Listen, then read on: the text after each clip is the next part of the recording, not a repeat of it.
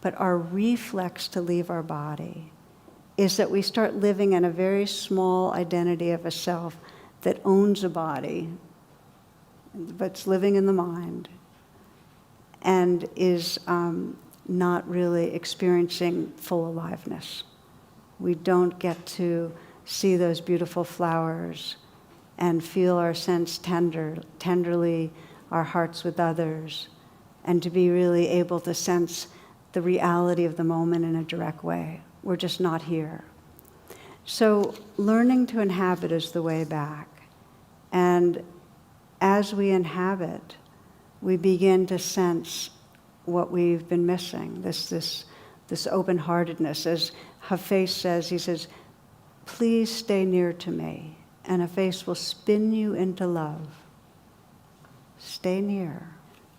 I often, when I teach about working with pain and unpleasantness, I talk about a kind of 8-year period where I was chronically ill, and it was a spiraling down. I have loose connective tissue. It's a disease or a genetic disorder, and so it leads to easily injuring myself. And for about 8 years, it was just getting worse and worse, and I was losing mobility, and it was very challenging. And it was out of that period of working with the pain and the illness that I wrote the book True Refuge, which really was what I was discovering about how to be in the midst of that kind of discomfort, emotionally and physically, and find some real peace and freedom. And one of my main discoveries, which I've shared and which was really important to me, was similar to the woman I described, the dancers. I'd go through these bouts where I'd be in a lot of structural pain, and I'd have a lot of fear about what I was not going to be able to do. And I'd get caught in a very small sense of a fearful self and trying to fix it, tightening against what was in the future, just a very small, not okay self. And the practice became, okay, how much can I really open in this moment and let what's here be here? How much can I say this belongs? Just like any wave in the ocean, it's part of the ocean. And what I found was the more I could say this belongs, the more I was occupying the space of the ocean. Every time there was a wave of fear, this belongs, okay, there's a little more space. I wasn't the fearful self. I was occupying a much more open space of tenderness relating to the fear. It's not whether or not pain arises, it's how we relate. Loving presence arises when we can say this belongs. This is Annie Morrow Lindbergh. She says, go with the pain, let it take you. Open your palms and your body to the pain. It comes in waves like a tide, and you must be open as a vessel lying on the beach, letting it fill you up and then retreating, leaving you empty and clear. With a deep breath, it has to be as deep as the pain. One reaches a kind of inner freedom from the pain, as though the pain were not yours but your body's. The spirit lays the body on the altar. With a deep breath, it has to be as deep as the pain. One reaches a kind of inner freedom from pain, as though the pain were not yours but your body's. The spirit lays the body on the altar. So this is one of the gifts. I'm going to name 2 gifts of embodiment. And one of them is that through opening to the waves and saying, this belongs, we sense that oceanness. We sense that spirit, that loving presence. It's vast. But I want to name one more gift as part of closing, which is one of the sufferings of leaving our bodies is we lose communication. We can't really listen to the wisdom of our body. So we really don't know how to take care of ourselves. And we're not so attuned energetically to others and can't respond as well to our world. And so one of the gifts of coming back to the garden, sensing ourselves as the garden, sensing all of us as the garden, is that we come into a very living, energetic, and intelligent relationship with this world. And I think you can hear that if in this poem, you can hear how this comes alive in us when we start coming into awareness of our body. And you might close your eyes and just listen. It's called a felt sense prayer.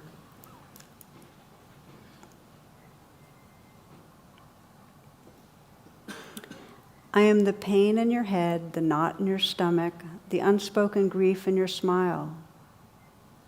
I am your high blood sugar, your elevated blood pressure, your fear of challenge, your lack of trust. I am your hot flashes, your fragile low back, your agitation and your fatigue. You tend to disown me, suppress me, ignore me, inflate me, coddle me, condemn me. You usually want me to go away immediately, to disappear, to slip back into obscurity. More times than not, I am only the most recent notes of a long symphony, the most evident branches of roots that have been challenged for seasons. So I implore you, I am a messenger with good news, as disturbing as I can be at times. I'm wanting to guide you back to those tender places in yourself, the place where you can hold yourself with compassion and honesty. I may ask you to alter your diet, get more sleep, exercise regularly, breathe more consciously. I might encourage you to see a vaster reality and worry less about the day-to-day fluctuations of life. I may ask you to explore the bounds and wounds of your relationships. I am your friend, not your enemy. I have no desire to bring pain and suffering into your life. I'm simply tugging at your sleeve, too long immune to gentle nudges. I desire for you to allow me to speak to you in a way that enlivens your higher instincts for self-care. You are a being so vast, so complex, with amazing capacities for self-regulation and healing.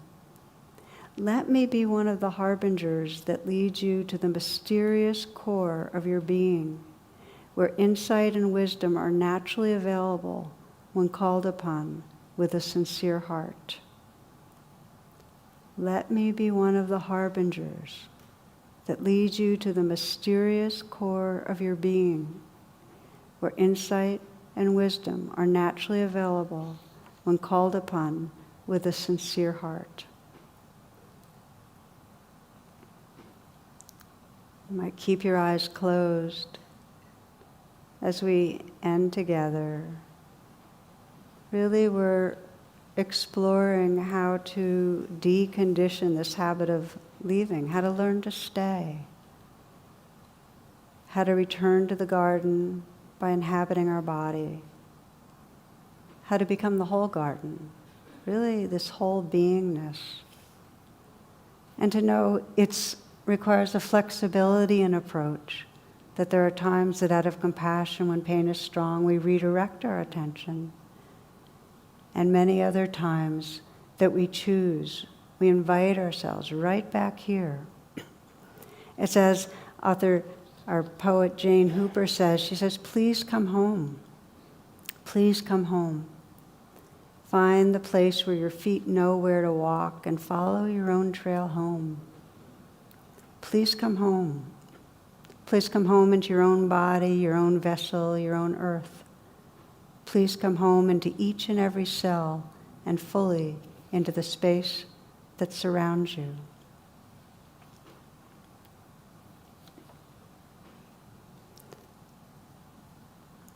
And so for these last few moments, to invite yourself home fully, with interest, with care. You might let your awareness pour into your hands and just fill your hands with aliveness. Feel the tingling and vibrating there.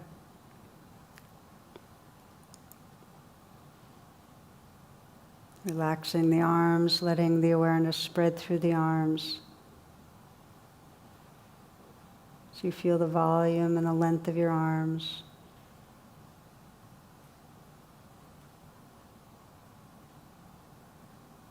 Feel your feet filled with awareness, tingling and vibrating.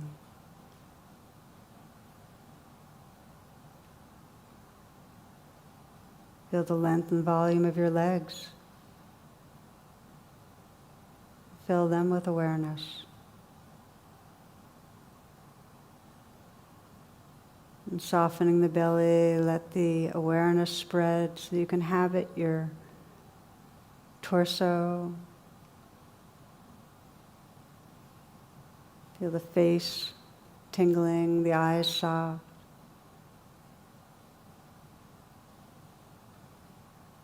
Inhabiting this whole body. And if there's somewhere in your body that is asking for attention, where there's unpleasantness, see if you can breathe with it. And just feel it as a constellation of sensations.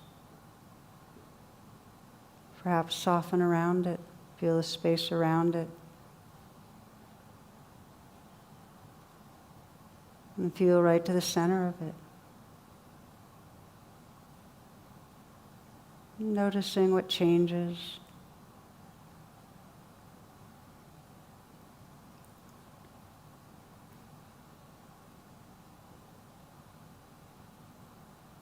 Still breathing, still aware of this whole body as a field of sensation.